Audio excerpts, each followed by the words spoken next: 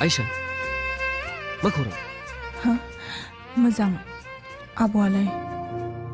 आब' अ मेडामा मोजाङैनो दं बे।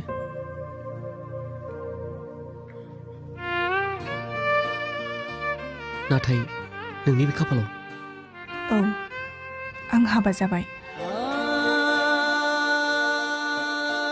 नोंबोथ' हाबा जाबाय जानांगौ। आं औ जाबाय।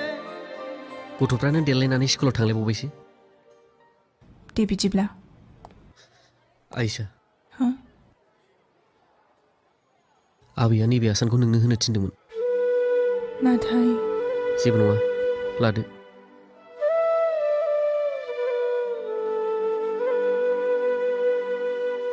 आबैयालाय माबोरै दं?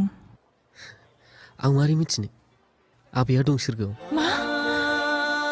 आबैया गैलिया? औ आयशा आबैया गैलिया।